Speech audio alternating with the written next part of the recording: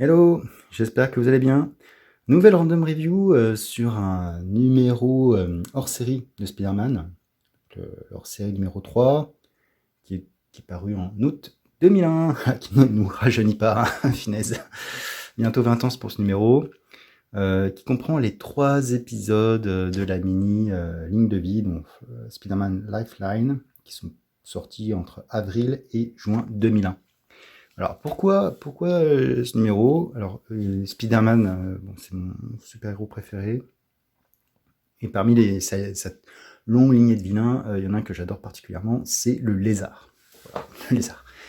Et ce numéro en plus fait suite aux épisodes 72 à 75. Après, j'ai pas revérifié, hein. J'espère que Panini s'est pas planté sur la tablette d'éternité avec Silverman, le Caïd. Voilà, donc c'était plutôt intéressant. Et à l'époque également Kurt Connors. Donc là, en fait, c'est un épisode, ce sont trois épisodes scénarisés par Fabian Nicieza et dessinés par Steve Rude, qui est un dessinateur très connu. Alors il reprend un peu un style un peu rétro au niveau des couleurs, etc. Et alors qu'est-ce qui se passe?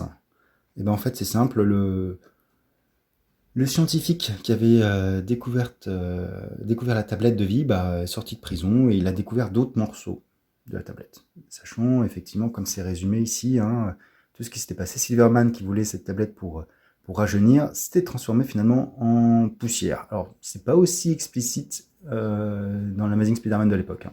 Pour moi, il avait comment dire, il avait rajeuni au point d'être un bébé et avait peut-être disparu ou pas. En tout cas, Spider-Man tournait la tête. On ne sait pas trop. On peut l'interpréter comme on veut.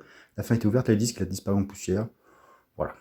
Pour ceux qui ont vu le dessin animé dit Spider-Man The Animated Series ou TAS, il y avait également cette partie-là qui avait été montrée. Donc voilà. Donc, si vous l'avez vu, vous ne serez pas perdu. Et donc là, c'est la suite, donc avec effectivement deux nouvelles comment dire, parties de la tablette. Donc à toute une intrigue pour les récupérer. On a droit à Boomerang. Ah, tiens, comme c'est bizarre, mais. euh, et également Languille, Marco Montagne, etc. Alors, ça se passe après la saga du clone, donc il y a le frère de George Stacy, Arthur, qui est présent. Il y a toute une partie sur Gwen, d'ailleurs c'est très intéressant parce que du coup, Spider-Man il se dit, si j'avais la possibilité de ressusciter les gens, est-ce que j'en profiterais pas, quoi. Voilà. Sachant que normalement à l'époque il était avec Mary Jane. C'est toujours très compliqué la vie de Peter, hein, parce que bon, c'est très très compliqué. Après, je sais plus exactement si ça s'est passé parce que Mary Jane a disparu à un moment donné. Peut-être qu'ils étaient séparés à ce moment-là. Voilà, c'est tout ça, c'est assez, assez compliqué. Euh, donc, alors voilà. Donc mini. Alors, je vais quand même vous montrer parce que moi, ce qui m'intéresse, je vous dis, c'est et puis regardez ces couvertures. Elles sont belles. Elles sont super belles, hein. La première, la deuxième, je vous montrerai la troisième. Elles sont vraiment superbes, quoi. Et puis ce lézard, ce lézard, moi j'adore le lézard. J'adore le lézard, regardez cette tête. Franchement, il fait peur.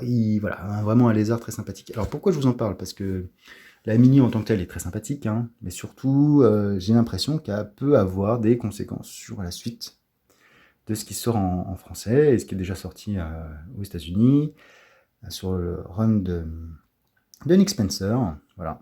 Parce que peut-être que la tablette, teaser, va revenir. Voilà. Donc, bon, un numéro qui. Alors, c'est 3 parties, hein, donc ça fait pas. Ça va pas très très loin, mais voilà, c'est très sympathique. Seul bémol, parce qu'il en faut un, Hammerhead. C'est un, c'est un, c'est un vilain de la galerie de Spider-Man que je ne supporte pas. J'arrive pas du tout à accrocher à ce gars.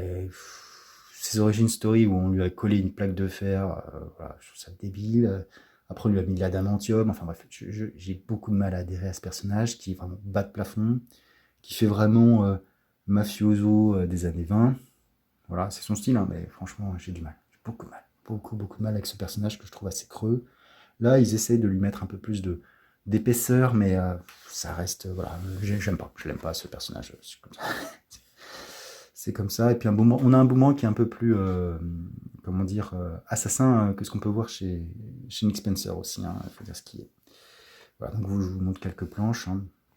sans trop vous spoiler, parce que pour ceux qui seraient intéressés de le voir, regardez ce lézard là en fond là, moi j'adore. Voilà, donc petite série, petite mini trop sympathique, que je suis lire tranquillement. Voilà, je l'avais eu d'occasion forcément parce que j'avais pas connaissance de ce numéro à cette époque.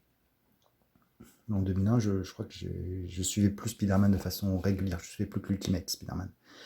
Voilà, donc petit numéro assez sympathique, voilà, juste une petite random review, vraiment, vraiment à la cool.